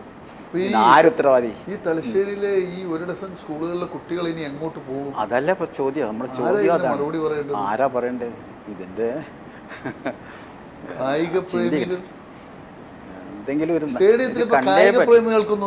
ഒരു റോളും ഇല്ല. തലശ്ശേരിയിലെ കായിക രംഗത്തെ പ്രഗത്ഭരായ ആളുകൾക്കൊന്നും റോളില്ല. ഒന്നും ഇല്ലല്ലോ. അവിടെ എന്താ നടത്തുന്നതെങ്കിലേ റോളുണ്ടായിരുന്നു. ഇതൊന്നും നടത്താൻ പറ്റാത്തൊരു സ്ഥിതിയല്ലേ ഉള്ളൂ ഇപ്പോൾ. ആകെ അത്ലറ്റിക്സ് ഇവിടെ എന്ന് വെച്ചാൽ തലശ്ശേരിയിൽ അത്ലറ്റിക്സ് എന്ന് പറഞ്ഞിട്ട് വലിയ കുറച്ച് ആൾക്കാർ മാത്രമേ ഉണ്ടായുള്ളൂ. കൊണ്ട് ഒരു ബപ്പൻ, മൂസ, കുട്ടി, മറ്റേ ഉമ്മർ എന്നൊക്കെ പറഞ്ഞ്. അതിന് ശേഷം അത്ലറ്റിക്സിൽ ആരും ഉണ്ടായിട്ടില്ല. ആകെ ഉള്ളത് ഈ സായി വന്നതിന് ശേഷം കുറച്ച് അത്ലറ്റ്സ് വന്നതല്ലാതെ ഈ തലശ്ശേരിക്കാർ എന്ന് പറഞ്ഞിട്ട് ആരും വന്നിട്ടില്ല. തലശ്ശേരിക്കാർക്ക് പ്രധാനമായിട്ട് ക്രിക്കറ്റ്, ഹോക്കി, ബാഡ്മിന്റൺ അങ്ങനെയുള്ള കളികളെല്ലാം കളിക്കാൻ പ്രാപ്തമായ ഒരു സ്റ്റേഡിയം ഇല്ലാതാക്കി അത്ലറ്റുകൾക്ക് മാത്രമായിട്ടൊരു സംവിധാനമായി മാറി. അതാണ്. അത്ലറ്റ്സും ഇല്ല പറയണം. മുമ്പ് അതും അത്ലറ്റ്സും ഉണ്ടായിരുന്നു. ആബു മാഷൊക്കെ അതിൻ്റെ സെക്രട്ടറി ആയിരുന്ന സമയത്ത് അമേച്ചർ മീറ്റൊക്കെ ഇഷ്ടം പോലെ വന്നിരുന്നത്. അതുമില്ല, ഒന്നുമില്ല എന്ന് തന്നെ പറയണേ ഇപ്പോൾ. ഈ സ്കൂളിന്റെ കായികമേളയിൽ അതാണ് സ്കൂൾ തലത്തിലാണല്ലോ ഈ പ്ലേയേഴ്സ് വളർന്നു വരുന്നത്. ആ ഒരു ഇത് നഷ്ടപ്പെട്ടു പോയി. പിന്നെ എങ്ങനെ വരൂ, പിന്നെ എങ്ങനെ രഞ്ജിത്ത് പ്ലേയേഴ്സിലും അതല്ലേ അതല്ലേ പറയുന്നു. എത്രയോ കോടി മുടക്കിയിട്ട് ഒരു ഉപകാരം ഇല്ലാതായിപ്പോയി എന്നുള്ളതാണ് വല്ല സങ്കടം. പറയുന്നതിൽ വല്ല പ്രയാസമുണ്ട്. ഏതായാലും ഇതിനെ കായിക പ്രേമികളുടെ ഇടയിൽ നിന്ന് ഒരു പ്രതിഷേധമൊക്കെ കണ്ടിരുന്നല്ലോ, ഫീസൊക്കെ ഏർപ്പെടുത്തി എന്നൊക്കെ പറഞ്ഞു. അതാ ഫീസൊക്കെ ഏർപ്പെടുത്തിയിട്ട് പക്ഷെ ഒരു മെയിൻറ്റെയിൻ ചെയ്യണം എന്നുള്ളത് നിർബന്ധമാണ്. ഇങ്ങനത്തെ ഇത് വന്നാൽ നിർബന്ധമാണ്. അതെന്താ ചെയ്തേ പറ്റുള്ളൂ. അപ്പോൾ അതിനുള്ള പോംവഴി നമ്മൾ കാണേണ്ടതാണ്. അതിൻ്റെ ബിൽഡിങ് വാടക കൊടുത്തിട്ടോ അല്ലെങ്കിൽ ആരെങ്കിലും സ്പോൺസറാക്കിയിട്ടോ അങ്ങനെയൊക്കെ കാണാൻ. അല്ലാണ്ട് ഈ പ്ലേയേഴ്സിൽ നിന്ന് പൈസ വാങ്ങാന്ന് പറഞ്ഞാൽ അതൊന്നും സാധ്യമല്ല. ഒരു നോമിനൽ എമൗണ്ടൊക്കെ എപ്പോഴെങ്കിലും ഒരു വർഷത്തിലാകുന്നേരം എന്തെങ്കിലും ആക്കിയാന്നല്ലാതെ ഇതേ ഒരു സ്കൂൾ കളിക്കണമെങ്കിൽ അതിന് പൈസ കൊടുക്കണമെന്നല്ല പറഞ്ഞാൽ കുട്ടികൾ എവിടെ പോയിട്ട് കളിക്കും? അതായത് കുട്ടികൾ ഈ ഡ്രഗ്സ് എന്നെല്ലാം ഒഴിവാണെങ്കിൽ ഇങ്ങനത്തെ ഇതിൽ പങ്കെടുത്തേ പറ്റുള്ളൂ. അല്ലെങ്കിൽ അവർ ഈ മൊബൈലായിട്ടും ഇതുമായിട്ടും ഡ്രഗ്സുമായിട്ടും ഇങ്ങനെ തിരിഞ്ഞു പോകും. എന്തെങ്കിലും പരിഹാരം എന്ന് വെച്ചാൽ നമ്മൾ എവിടെയെങ്കിലും ചുറ്റുപാട് എവിടെയെങ്കിലും ഒരു കളിസ്ഥലം ഇതിനുമായിട്ട് കണ്ടു വെക്കണം, കുട്ടികൾ കണ്ടെത്തണം. എന്നാലും മാത്രമേ നമ്മൾ ഈ കായിക രംഗം നമുക്ക് തലശ്ശേരി സംബന്ധിച്ചോളം ഒരു പുരോഗതി ഉണ്ടാവുള്ളൂ എന്നെ നിലനിർത്താൻ പറ്റുള്ളൂ. അല്ലെങ്കിൽ ഇത് ഇങ്ങനെ നശിച്ചു പോവുള്ളൂ. ഇപ്പോൾ ആർക്കും പ്രവേശനവുമില്ല, ഇതുമില്ല. എന്തൊരു കഷ്ടമാണെന്ന് പറയണ്ടേ. ഒരു നല്ലൊരു സ്റ്റേഡിയം വന്നിട്ട് ഉപകാരമില്ലാത്തൊരു ഇത് ഇവിടുത്തെ ജനപ്രതിനിധികളൊക്കെ ഈ വിഷയത്തിൽ അവരുടെ നിലപാടെന്താ? നിങ്ങൾ സംസാരിച്ചിരിക്കുന്നു? കുറേ സംസാരിച്ചിരിക്കുന്നു. പക്ഷേ എന്നാലും ഒരു നല്ലൊരു മറുപടി അവരുടെ ഭാഗത്തുനിന്ന് കിട്ടുന്നില്ല. ഇതാരാണ് ഇതൊക്കെ നിയന്ത്രിക്കുന്നത്? നമുക്കോ എന്നെ അറിയില്ല ആരാ ഇതിൻ്റെ തലപ്പത്ത് എന്ന് പറയുന്നത്. റവന്യൂ എന്ന് പറയുന്നു, പിന്നെ മുനിസിപ്പാലിറ്റി എന്ന് പറയുന്നു, പിന്നെ ഇപ്പോൾ പറയുന്നത് മറ്റേ സ്പോർട്സ് അതോറിറ്റിയാ എന്തോ ഒരു ഡെവലപ്മെൻറ്റ് എന്നെല്ലാം പറയുന്നു. ഞാനിപ്പോൾ ആ ഭാഗത്തേ പോകില്ല. വേറെ കാര്യം അതാ പറയുമ്പോ നമുക്കുള്ളൊന്നും അങ്ങനെ ഉണ്ടല്ലോ, റോളില്ല. നമുക്ക് എന്താ ചെയ്യേണ്ടതെന്നുള്ളത് നമ്മളെന്ത് ചെയ്യാൻ തയ്യാറാണ്. പക്ഷെ നമ്മളൊന്നും ഇൻവോൾവ്മെന്റ് ഇല്ല. അതിന് ബന്ധപ്പെട്ട ആളുകൾ നിങ്ങളൊന്നും അടുപ്പിക്കുന്നില്ല. അതാണ് ഒത്തിരി ആരോപണങ്ങളൊക്കെ ഉണ്ടായ ഒരു നിർമ്മാണ സംവിധാനമാണല്ലോ. ഞാനൊന്നും പറയാനില്ല. കാരണം വെച്ചാൽ പറയേണ്ട കാര്യമൊന്നുമില്ല. അത് നമ്മളായിട്ട് തന്നെ പറഞ്ഞിട്ടൊന്നും അതിന് ഇതാക്കേണ്ട കാര്യമൊന്നും ഇല്ലല്ലോ. അത് ജനങ്ങളെല്ലാം തീരുമാനിക്കട്ടെ എന്താ വേണ്ടെന്ന് വെച്ചാൽ. ഇപ്പോ ഈ ഇപ്പൊ നമ്മൾ കാണേണ്ട ഒരു സംഭവം, തലശ്ശേരിയിലെ വളർന്നു വരുന്ന തലമുറക്ക് എന്തായാലും ഒരു കളിസ്ഥലം നിർബന്ധമാണ്. അതാണ് നിങ്ങൾ ആഗ്രഹിക്കുന്നത്. എന്തായാലും എവിടെയാലും ഈ ചുറ്റുപാട് എവിടെയെങ്കിലും ഒരു ഈവണ് മറ്റേ എന്താ പെട്ടിപ്പാലം അവിടെ ഒരു സ്ഥലം ഉള്ളൂ എന്നൊക്കെ പറയുന്നുണ്ട്. അതൊന്നും വേറൊന്നിനും ബിൽഡിങ്ങോ കാര്യങ്ങളോ ഒന്നും എടുക്കാൻ പറ്റില്ലല്ലോ. അതെങ്കിലും ഒന്ന് എനിക്ക് തോന്നുന്നു അത് മുനിസിപ്പാലിറ്റിയുടെ കയ്യിലാണെന്നാണ് തോന്നുന്നത്. അതൊന്ന് ചെയ്ത് കിട്ടിയെങ്കിൽ കുറച്ച് ഏക്കേഴ്സ് ഉണ്ട്. അതൊന്ന് ഡെവലപ്പ് ചെയ്ത് അറ്റ്ലീസ്റ്റ് അവിടെ എല്ലാ കളികൾക്കും പറ്റിയ ഒരു ഗ്രൗണ്ട് തയ്യാറാക്കുന്നതാണ് നല്ലതെന്ന് എൻ്റെ തലശ്ശേരിയുടെ ഭാവിക്ക് അതാണ് നല്ലത്. ഇവിടുത്തെ കായിക താരങ്ങളെ വളർത്തിയെടുക്കാൻ അതാണ് നമുക്ക് ഉചിതമായിട്ട് തോന്നുന്നതാണ്. ഇപ്പോ ഈ ക്രിക്കറ്റിന്റെ ഒരവസ്ഥ എന്താണ്? നിങ്ങൾ കാൽനൂറ്റാണ്ട് കാലം ക്രിക്കറ്റ് അസോസിയേഷന്റെ അവസ്ഥ? ക്രിക്കറ്റ് അസോസിയേഷൻ ഇങ്ങനെ പോകുന്നുണ്ട്. പക്ഷേ അവരെയും കുറ്റം പറഞ്ഞിട്ട് കാര്യമില്ല. ഇപ്പോൾ ഞാൻ പറഞ്ഞില്ലേ, നോംസിൻ്റെ ഒരു പ്രശ്നമുണ്ട്. ഈ BCCIയുടെ നോംസ് പ്രകാരം രഞ്ജി ട്രോഫി പോലെയുള്ള മത്സരങ്ങളെല്ലാം വരാൻ വളരെ സാധ്യത കുറവാണ്. പിന്നെ ഈ അണ്ടർ-16 മുതലുള്ള ഏതെങ്കിലും ടൂർണമെൻറ്റ് അലോട്ട് ചെയ്ത് മാത്രമേ പറ്റുള്ളൂ. അതും ഇപ്പോൾ പറയുന്നത് കേൾക്കുന്നുണ്ട്. ഞാൻ പറഞ്ഞില്ല, നേരത്തെ പറഞ്ഞ പോലെ BCCIയുടെ നോംസ് പ്രകാരം 5 സ്റ്റാർ ഫെസിലിറ്റീസ് ഒക്കെ വേണം, എന്നാൽ മാത്രമേ നടത്തണം. അങ്ങനെയാണ് ക്രിക്കറ്റിൻ്റെ കാര്യത്തിലുള്ളത്. ക്രിക്കറ്റിനല്ലാതെ വേറെ എന്ത് കളികൾക്കാണ് ഭാവിയുള്ളത്? ഇപ്പം നിങ്ങൾ ബാസ്കറ്റ് ബോൾ പറഞ്ഞു, ബാഡ്മിൻ്റൺ പറഞ്ഞു, ക്രിക്കറ്റ്, ഇങ്ങനെ ഒത്തിരി പറയുന്നുണ്ട്. ഇനി തലശ്ശേരി ഭാവിയുള്ള ഫുട്ബോളിന് ഒക്കെ ഭാവിയുണ്ട്, ഹോക്കിക്കുണ്ട്. പക്ഷെ അതിനുള്ള കളിസ്ഥലത്തിന്റെ പ്രശ്നമാണല്ലോ എല്ലാത്തിനും. ഇവരെ എവിടുന്ന് പ്രാക്ടീസ് ചെയ്യും? ഈ വളർന്ന് നമ്മളൊരു ഇതിൽ ലെവലിൽ എത്തണമെങ്കിൽ നമ്മൾ ഈ താഴേക്കടയിൽ നിന്ന് വരണ്ടേ കുട്ടികൾ? അതിന് ഇവിടുന്ന് പ്രാക്ടീസ് ചെയ്യാൻ സ്ഥലം ഇവിടെ. ഈ സ്റ്റേഡിയം ആർക്ക് വേണ്ടി ഉണ്ടാക്കിയതാ? അതാ എൻ്റെ ചോദ്യം. ഞാൻ അങ്ങോട്ട് ചോദിക്കും. My question നിങ്ങളോടാണ്. ആർക്ക് വേണ്ടിയിട്ട് ഈ സ്റ്റേഡിയം ജനങ്ങളോട് ചോദിക്കണം, ഇത് ആർക്ക് വേണ്ടി എടുത്തു, എന്തിനു വേണ്ടി എടുത്തു,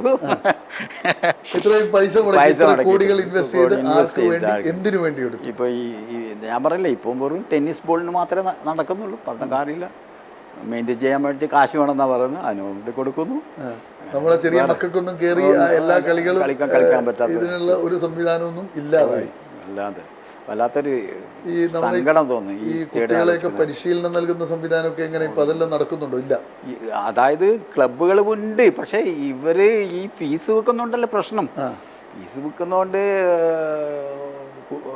ക്ലബ്ബുകൾക്കൊന്നും ചെയ്യാൻ പറ്റുന്നില്ലല്ലോ. അവര് ഫ്രീ ആയിട്ട് കൊടുക്കാനൊക്കെ സന്നദ്ധമാണ്. ഈ നിങ്ങളുടെ ഈ കായിക രംഗത്തുള്ളവരുടെ കൂട്ടായ്മ എന്തെങ്കിലും കൂടെ ഉണ്ടോ? ഉണ്ട്, ഫ്ലാഷ് ബാക്ക് എന്നെല്ലാം പറഞ്ഞിട്ട് ഉണ്ട്. കൂട്ടായ്മ ഇല്ലാത്തതിന്റെ പ്രശ്നമല്ല, ചെയ്യാൻ പറ്റുന്നില്ല. നമ്മൾ അങ്ങനെ പറയുന്നത് കേൾക്കുന്നില്ല അങ്ങോട്ടേക്ക്. നമ്മൾ പറയുന്നത് അത് മുഖവിലക്ക് എടുക്കണ്ടേ, അതില്ല. അതാണ് അതിന്റെ പ്രശ്നം. ചെറിയ നിരാശ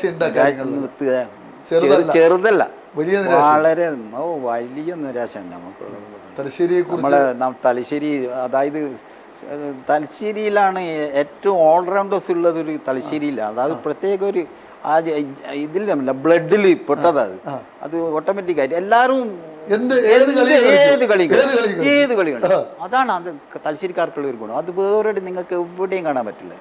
അത് നിലനിർത്താൻ ആ ചെറിയ കുട്ടികൾ വളർന്നു വന്നാലേ നിലനിർത്താൻ പറ്റുള്ളൂ. വലിയ ഗൗരവമേറിയ ഒരു കാര്യമാണ് ഇസ്ഹാക്ക് ചൂണ്ടിക്കാണിക്കുന്നത്. കാരണം ഇപ്പം ഇസ്ഹാക്ക് സന്തോഷ് ട്രോഫിക്ക് കളിച്ച ഇസ്ഹാക്ക് തന്നെ ക്രിക്കറ്റ് അസോസിയേഷന്റെ സെക്രട്ടറി ആയിട്ട് 4 നൂറ്റാണ്ട് കാലം ബാസ്കറ്റ് ബോൾ കളിക്കും, ടെന്നീസ് കളിക്കും, എല്ലാം കളിക്കും.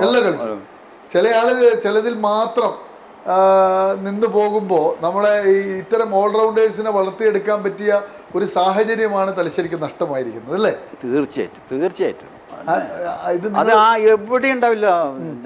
ഈ ഓൾറൗണ്ടേഴ്സ് തലശ്ശേരിയെ പോലെ എവിടെ ഉണ്ടാവില്ല. നമ്മൾ ഇവിടെ തന്നെ എൻ്റെ അങ്കിളിൻ്റെ ഞാൻ പറഞ്ഞ രഞ്ജി ട്രോഫി, അവൻ 3 സ്റ്റേറ്റാണ്.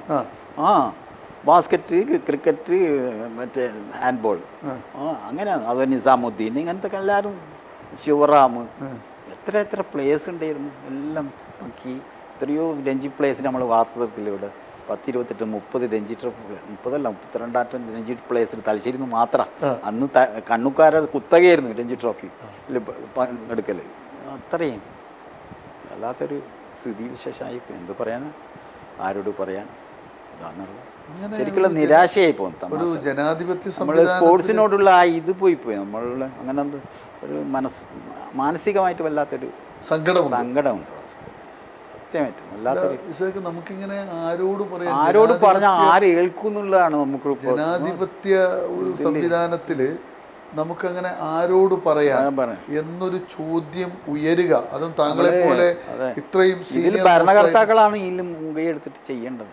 വരുന്ന ഭരണകർത്താക്കൾ അതിൻ്റെതായ തലശ്ശേരിക്ക് പ്രാമുഖ്യം കൊടുക്കണം. പക്ഷെ തലശ്ശേരി സമയത്ത് നമുക്ക് ഈ എന്താ പറയുക, നേതാക്കന്മാരെല്ലാം വളരെ അധികമാണ്. പക്ഷെ തലശ്ശേരിയുടെ ഡെവലപ്മെൻറ്റിന് വേണ്ടിയിട്ട് വളരെയധികം പിന്നോട്ടം നമ്മൾ പറയണം. ഇപ്പോൾ ഇന്നാളുടെ കണ്ട് കൂത്തുപറമ്പിൽ വലിയൊരു ഹോസ്പിറ്റൽ വരുന്നു, അത് ജില്ലാ ആശുപത്രിയായിട്ട് മാറുകയും തലശ്ശേരി അതിൽ താണു പോവുകയും ചെയ്തല്ലോ. ഇങ്ങനെയൊക്കെ തലശ്ശേരിയുടെ കാര്യം വളരെ പ്രയാസമായിട്ടാണ്. പ്രതാപേ പോയി, നമ്മൾ പ്രതാപേ ഇല്ലതോ. ഇനിയിപ്പോൾ മറ്റേ ബൈപ്പാസും കൂടി വന്നാൽ അതും കൂടി പോകും. നല്ല കഷ്ടമാണ്. നമ്മൾ ശരിക്കുള്ള നിരാശ. നമ്മളെല്ലാം എപ്പം വികസനം വികസനത്തിന് രാഷ്ട്രീയ ഒരു ഇത് മാനദണ്ഡമാക്കരുത് എൻ്റെ അഭിപ്രായം. എല്ലാ പാർട്ടികളും ഒരുമിച്ച് പിടിച്ചാൽ തലശ്ശേരിക്ക് എന്തെല്ലാം ചെയ്യാൻ പറ്റും? ചെയ്യണ്ട. എത്ര പ്രഗത്ഭന്മാർ തലശ്ശേരിയിലുള്ള എല്ലാ പാർട്ടികളും ഇല്ലേ? എന്നിട്ട് എന്തേ തലശ്ശേരി ഇങ്ങനെ ആയിപ്പോയത്? അതൊന്നും ആലോചിക്കേണ്ട കാര്യമല്ലേ? എല്ലാവരും ഒന്ന് ഉണരണ്ട. നിങ്ങൾ അതിനെ ഒരു ഇനീഷ്യേറ്റീവ് എടുക്കണം എന്ന് എൻ്റെ അഭിപ്രായം. അല്ലെങ്കിൽ എല്ലാം നഷ്ടപ്പെട്ടു. അതുപോലെ ഇപ്പം ഒരു വികസനവേദി എന്ന് പറഞ്ഞിട്ട് ഒരു ഇത് ഇല്ല, രാഷ്ട്രീയക്കാരില്ല.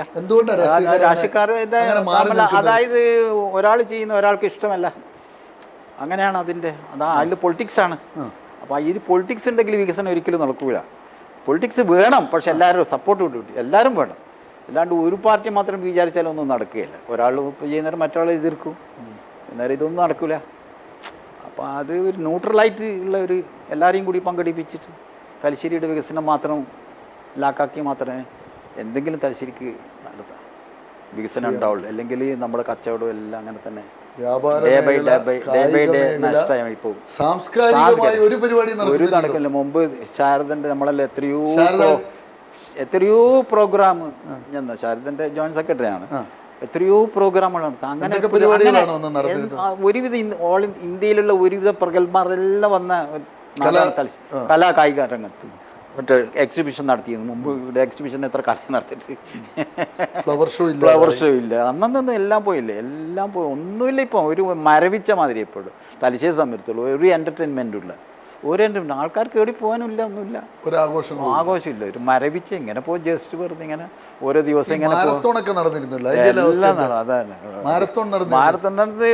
അതന്ന് മറ്റേ നമ്മളെ ടൂറിസം വകുപ്പിൻ്റെ ഇതിൽ. പക്ഷെ അന്ന് സബ് കളക്ടർ കുറച്ച് ഇൻട്രസ്റ്റ് എടുത്തുകൊണ്ടാണ് അന്ന് അനുഭവം എന്തായിരുന്നു അനുഭവമുള്ള സമയത്താണ് നല്ല ഒരിതുണ്ടായിരുന്നു. അതിപ്പോൾ ഇയർലി അങ്ങനെ നടക്കുന്നുണ്ട്. അതിപ്പോൾ അത് ഇയർലിലും നടന്നുകൊണ്ടൊന്നും ഒരു കാര്യമില്ലല്ലോ. എന്തെങ്കിലും ഒരു മന്ത്ലി പ്രോഗ്രാം അങ്ങനെ എന്തെങ്കിലും വേണ്ടേ? ആൾക്കാർക്ക് ഒരു എൻജോയ്മെൻറ്റുള്ള ഒരു സ്ഥലമില്ല, കൂട്ടായ്മയില്ല. മുമ്പ് അമിതാഭ് കാന്തിയുള്ള സമയത്തിൽ കാർണിവൽ അങ്ങനെ എല്ലാവർക്കും എന്തൊരു ആവേശം.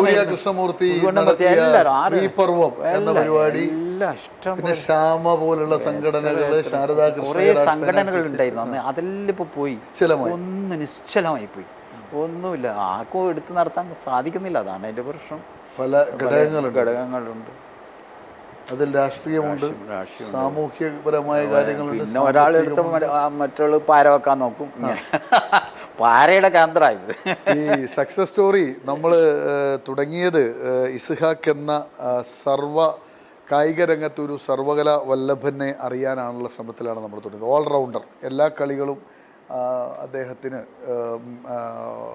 വഴങ്ങും. ക്രിക്കറ്റായാലും ഫുട്ബോളായാലും ഹോക്കി ആയാലും ബാസ്കറ്റ് ബോൾ ആയാലും ടെന്നീസ് ആയാലും. അപ്പോൾ അദ്ദേഹവുമായിട്ടുള്ള ചർച്ചയിൽ ഒരു കാര്യം നമുക്ക് ബോധ്യപ്പെട്ടത്, തലശ്ശേരിക്കൊരു പ്രത്യേകതയുണ്ട്, കേരളത്തിൽ ആർക്കുമില്ലാത്തൊരു പ്രത്യേകത. തലശ്ശേരിയിൽ ഓൾറൗണ്ടേഴ്സാണ്. എല്ലാ കളികളെയും നെഞ്ചിലേറ്റിയ മനുഷ്യരുള്ള, ഏത് കളിയും കളിക്കാൻ മനസ്സുള്ള കളിക്കാരുള്ള ഒരു മണ്ണായിരുന്നു തലശ്ശേരി. എന്നാൽ ചർച്ച അവസാനിക്കുമ്പോൾ, ഇദ്ദേഹവുമായിട്ടുള്ള അഭിമുഖം അവസാനിക്കുമ്പോൾ ഒരു സങ്കടകരമായ വാർത്തയാണ് സക്സസ് സ്റ്റോറിക്ക് മനസ്സിലാക്കാൻ കഴിയുന്നത്. ആ ഓൾറൗണ്ടർമാർ എന്ന പദവി തലശ്ശേരിക്ക് നഷ്ടപ്പെടുകയാണ്. കഴിഞ്ഞ 7 വർഷം സ്റ്റേഡിയം പൂട്ടിയിട്ടപ്പോൾ ആ ഒരു തലമുറ തന്നെ ഇല്ലാതായി. ഇസ്ഹാക്കിൻ്റെ നിരീക്ഷണത്തിൽ ലഹരിയൊക്കെ ഇത്രയേറെ വ്യാപിക്കാൻ ഒരു കാരണം അതാണെന്നും അദ്ദേഹം പരിതപിക്കുന്നു. പിന്നെ ഇത്ര കോടികൾ മുടക്കി ഒരു സ്റ്റേഡിയം ഉണ്ടാക്കി കഴിഞ്ഞപ്പോൾ നമ്മളെ സ്കൂളിലെ നഗരത്തിലെ 1 ഡസൻ സ്കൂളുകളിലെ വിദ്യാർത്ഥികൾക്ക് നഷ്ടപ്പെട്ടത് കളിക്കളമാണ്. വേണം കുട്ടികൾക്കൊരു കളിക്കളം. പഴയ പ്രൗഢി. ഇപ്പം അദ്ദേഹം അതിൻ്റെ ഇടയ്ക്ക് അവസാനം പറഞ്ഞു, ഒരു കലാ രംഗത്തുള്ള ഒരു പ്രവർത്തനങ്ങളും സജീവമല്ലാതായിരിക്കും. തലശ്ശേരിക്ക് ഒത്തിരി പൈതൃകമുണ്ട്. Thalassery carnival, Thalassery flower show ഉൾപ്പെടെ എല്ലാ സാംസ്കാരിക നായകന്മാരുടെയും ഒരാസ്ഥാനമായിരുന്നു തലശ്ശേരി. ഇന്ന് ആരും തിരിഞ്ഞു നോക്കാത്ത ഒരു പൈതൃക നഗരിയായി തലശ്ശേരി മാറുകയാണ്. അത് ഇസ്ഹാഖ് അത് പങ്കുവച്ചപ്പോഴാണ് അതിൻ്റെ ആ ഒരു ആഴത്തിലുള്ള സങ്കടം അദ്ദേഹം നമ്മളോട് പങ്കുവച്ചു. മാറേണ്ടതുണ്ട് തലശ്ശേരി. പിന്നെ വേറൊരു സങ്കടം എന്താണെന്ന് വെച്ച് കഴിഞ്ഞാൽ, എന്തു പറഞ്ഞാലും കേൾക്കാത്ത അധികാരികളായി ഇവിടുത്തെ അധികാര കേന്ദ്രങ്ങൾ മാറിയിരിക്കുന്നു. അവർക്ക് ഇഷ്ടമുള്ളതേ അവർ ചെയ്യൂ. ചോദ്യം ചെയ്യാൻ പോലും പറ്റാത്ത സാഹചര്യം. അതിൽ പലതും കടന്നു വരുന്നു. ഇതിനൊരു മാറ്റം വേണം. നമ്മുടെ ഈ നഗരം രക്ഷപ്പെടണം. നമ്മുടെ ഈ നഗരത്തിൽ സാംസ്കാരിക രംഗത്ത് വലിയ മുന്നേറ്റങ്ങൾ ഉണ്ടാക്കണം. കുട്ടികൾക്ക് കളിച്ചു വളരാൻ അതിനുള്ള ഗ്രൗണ്ടുകൾ ഒരുങ്ങണം. ഫീസ് വാങ്ങി കളിക്കാൻ പാവപ്പെട്ടവൻ്റെ മക്കളെ പറഞ്ഞയക്കുന്ന സ്ഥിതി ഉണ്ടാകരുത്. ഇത് സമസ്ത മേഖലകളിലെയും തലശ്ശേരിയുടെ വികസനത്തിലുള്ള ഒരു ചർച്ചകൾക്ക് തുടക്കം കുറിക്കാൻ നമ്മുടെ VB ഇസ്ഹാഖുമായുള്ള ഈ അഭിമുഖം ഗുണം ചെയ്യട്ടെ എന്നാണ് സക്സസ് സ്റ്റോറിക്ക് പറയാനുള്ളത്. ഇത്രയും സമയം ഞങ്ങൾക്ക് വേണ്ടി ചെലവഴിച്ച ഇസ്ഹാഖിന് സക്സസ് സ്റ്റോറിയുടെ നന്ദി, നമസ്കാരം.